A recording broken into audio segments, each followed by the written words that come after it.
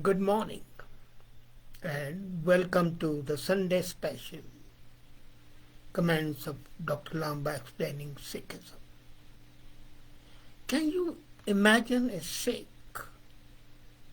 without his identifying marks, which include a sword, a small dagger? As a matter of fact, the most identifiable people are Sikhs because of their dress, mode of living, their beards, their unshorn hair covered with a turban, and a sword hanging by their side. Weapons have been venerated all the time.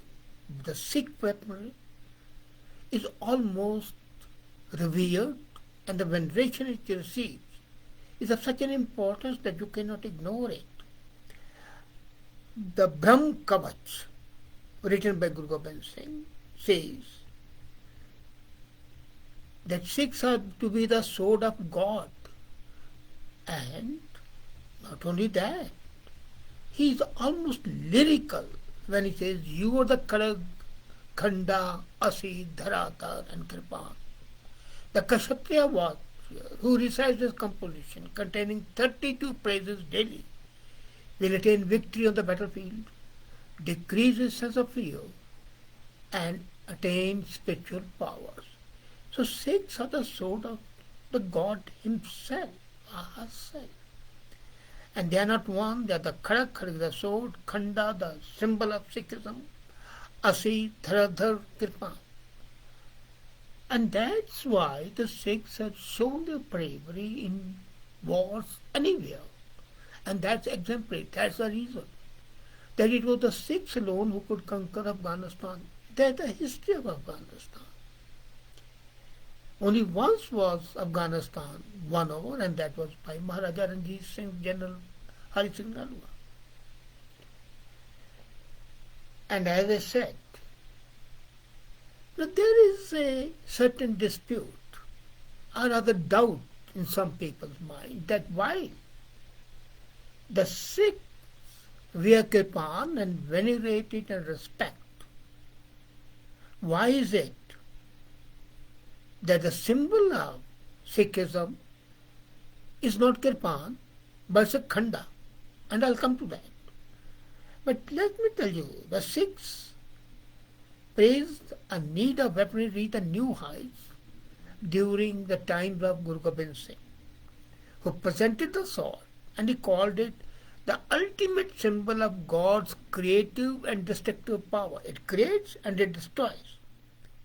Before it was during the long tenure of Guru Har Gobind, who designed the first flag, the Nishan Sahib, first one. If you remember my old comments on Nishan Sahib, I had mentioned it was not Guru Gobind Singh, it was Guru Har Gobind. And color at that time was blue. So during Har Gobind's time, Sikhs had begun to establish their martial traditions with determination, partly due to increased hostility towards them from the Mughal rulers. The sword at this time came to be viewed not merely as a tool or as an ornament, but as an object with such elevated status that it was associated with Adi Shakti. And Adi Shakti, the universe ultimate female energy, and it was included 3 times in the Khanda symbol. Now that is it. The question about the Khanda. Adi Shakti and Kirpan, which represent it, are included 3 times in Khanda. So while sword is important, sword multiplied 3 times is much more important. It's an important device of the religion and can be seen everywhere. And then further illustration of the devotion can be seen in Shastra Nammala, a long prayer that lists praises and describes the thousands of different arms and armors recognized by Guru Gobind Singh. That his throne was deliberately placed lower than a second one filled with weaponry to emphasize the latter's elevated status. So when Guru Gobind Singh was the living Guru, At that time, along with Guru Gobind Singh's throne, there was another throne on which all the weapons were displayed. And such a profoundly divine connection to weaponry has survived into modern times and continues to be part of life. And that is why khandas, talwars, zulfikars, firangis, tegs, and of course, kirpan. And their cry is, Deg take fateh. Deg is the food, the langar. And no langar is complete, no food is complete till it is made sacred by kirpan.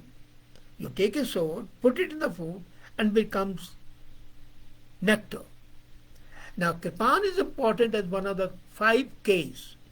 Sikhs have recognized by 5 Ks. Ks, kada, kacha, kirpan. Okay. Now, all these 5, the Sikhs have to carry all the time. And if they are not wearing it, they are not supposed to be the real Sikhs. And this is especially among the warrior class of Nihangs. The kirpan was permitted to take various forms. There has been a change of the history and the shape of kirpan. This has since crystallized into dagger or sword, convenient to wear at all times. You can't wear the 3-foot long kirpan all the time, but this you can wear all the time. And it is imbued with divine power. But then there's a caveat, and most of Sikhs forgot it. You cannot use kirpan for an act void of mercy. It must be used to protect people and to punish the offender. But you cannot use it without righteousness, without compassion. Now, imagine, even when you kill your enemy, you are killing with compassion. So, as I said, even something as simple as consumption of food is associated with weaponry, as nothing can be eaten within the Gurdwara. Where there is a prasad, which is made sacred as food and langar. So in times past, this veneration of weaponry has easily translated into martial prowess. Now Singh Jaspal from Mississauga had said, by the way of commenting, it will be a lesson for others. Maybe you like to explain the significance of weapons on the Nishan Sahib. Yes. Mr. Singh, you would appreciate, and you being a Sikh boy, that the symbol of Sikhism is Nishan Sahib, and it carries the khanda. In Punjabi language, for the people who are not aware, khanda refers to a flat broadsword or a dagger having 2 edges, both of which are sharp. The term khanda also refers to the emblem or symbol recognized as Sikh coat of arms. Now, the individual sword is not the symbol of Sikhism, but Khalsa's coat of arms is khanda. And this is a crest, and why is it called a khanda? Because of the double-edged sword in the center of insignia. The coat of arms emblem, a khanda, always appears on the nishan, the Sikh flag, which identifies the location of every Gurdwara and every movement. Now, modern day symbolism of khanda, coat of arms. Now, how is khanda different? As I said, the 2 swords which are there, they signify, and it was done during the time of Har Gobind Sahib, Miri and Piri. One signifies the spiritual power, that is Piri. The other, the secular force, Piri. And they go together to influence the soul. This is possibly the only religion which says that you have to live your life normally, but be prepared for everything. Exactly what? If you want peace, be prepared for war. Then the double-edged sword symbolizes the ability of truth to cut through the duality of illusion and falsehood, hypocrisy, sham, gang. And that cutting is done by khanda. Then there is a circle which represents unity. These swords are entwined in the circle, and it is a sense of being one with infinity. Circle has no beginning, no end. It is infinite. You can't identify the beginning, you can't identify the end. So that's a circle, and within those circles are the double-edged swords. And sometimes Sikh khanda can be rendered in the form of a pin which can be worn on a turban. A khanda somewhat resembles a crescent with a sword replacing the star, and also resembles the crest on the flag of Islamic Iran. Have you seen that? A possible significance could have arisen to the historic battle when the Sikhs defended innocent people against the tyranny of the Mughal rulers. So I talked of the Meri Piri, that's a historical difference, because Guru Arjan Dev had died. Till that time Sikhs were very docile and everything. They were accepting all the torture, they were accepting all the tyranny. But Guru Har Gobind said, no, we have to rise up. And then he built a throne, his rulership. He built a personal army, constructed a Akal Takht Sahib as the throne and the seat of the religious leadership. And then Harmandir Sahib was just across Akal Takht. So the double-edged sword was used to immortalize even nectar. Are you aware that when Amrit is prepared for baptism in Sikhism, all the time the sugar crystals are being dissolved in water with the help of khanda. So those values are transmitted in that, and this ceremony becomes. Then there's another part of the circle I was talking. This is in fact chakra. It is a throwing weapon traditionally used by Sikh warriors in battles. And if you have seen Nihangs, they wear these chakras on their turbans. So even that is a weapon. Now Shastra, we call it Shastra. Shastra is a word meaning weaponry, any kind of handheld weapon. And that is Sikhism. Shastras, commonly referred to weaponry used by the ancient Sikh warriors. And Sikhs have a, as I said, history dating back to Guru Har Gobind. And then, if I look at Brahm Kavach, which Guru Gobind Singh wrote, the main shastras, the main weapons are included, but they are not limited to that. First is the Barsha, long spear and pike. Then Barsha Nagni, it's a javelin with a corkscrew spearhead. Then there's Barshi, it's a small, short, slender spear. Then there's Bhagnak. Bhagnak is a tiger claw device. It's with a tiger claw, so when hand-to-hand fight is there, you pierce others and kill it.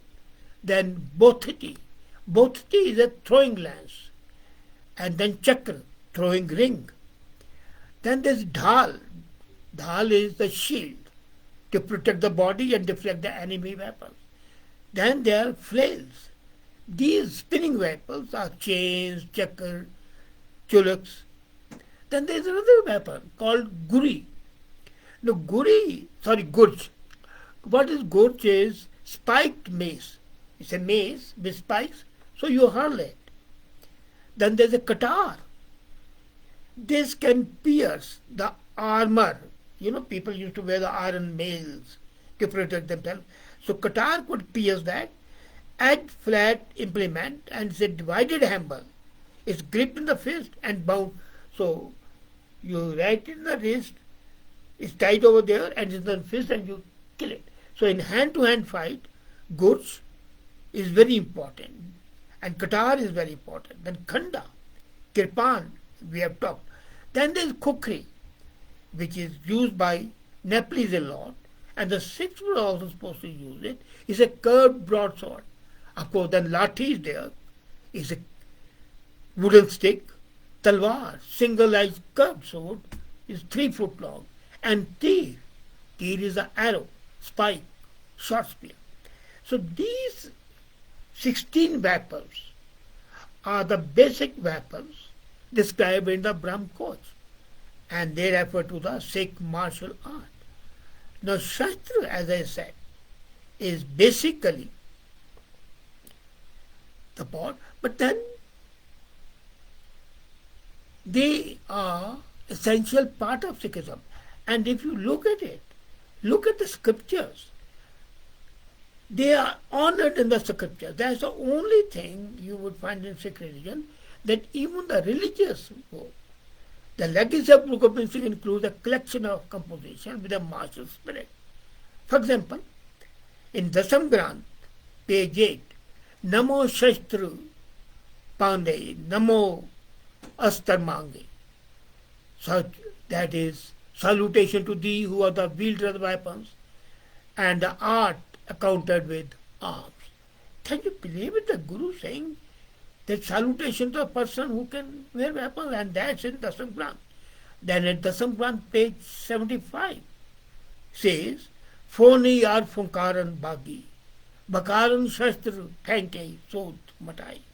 So snake hiss, lion rose, the way the snake hisses naturally, the way lion rose naturally, the same way you would use your weapons, and yet possesses saintly nature. And then he goes on to say, Gungru Gamanche Shastar Jamake. It is making a jingling sound like the dancing girl using the anklet bells. Your Shastra should create a sound, a vibration. This is again on page 75 of the Samgranth. Jai Jai Hosi Shastra Prakaran and Anil Agarth Agave. O wielder of the weapon, perennial, countless, profound, and dauntless. Page 76. So, it's a praise, eternal praise for a person who can use weapons. Jitay Shastra Naman, Namaskar Tamam. Salute the weapons of all names, whatever the name may be. I salute them, page 106 of the Samgranth. So, this veneration was great. Even Bhai Gurdas, in his war, says, Laun Aut Baba Ke Baal, Be Singh Shastar Chamka De. The mighty Singhs rose and made their arms. It's in Amrit Kirtan at page 284. And then they became a part of common colloquial life. Shastar Bastra, arms and dress. Shastar Dhari, one who is born. So Shastar, the weapons, became an integral part of Sikhism.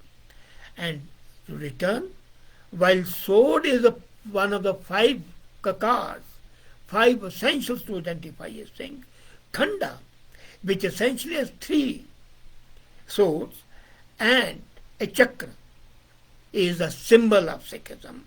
And these weapons, along with other weapons, are meant to be used with compassion, mercy, in the interest of justice, against oppressor, and to protect the poor.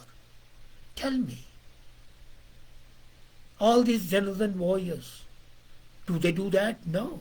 But the Sikhs have done it and proven it. In no war Sikhs in any way harm the women and the children and the old and the destitute. And that gave them a spiritual capability, and that's why even 20 odd Sikhs could face 20,000 Afghans in Battle of Saragadi, and that became an historic battle. But that's only one. And these weapons, the worship of them and the praise of the weapon wielder made Gobind Singh say, Sawa lakh se ek ladaun, tabe Gobind Singh naam kaho. I'll make one person fight 125,000 people and be victorious. And then that's why I, their Guru, would be called Gobind Singh. These weapons, venerated, respected, are weapons of mercy. They are not weapons of destruction. They are weapons of creation, of protection. Can there be anything better? Think about it.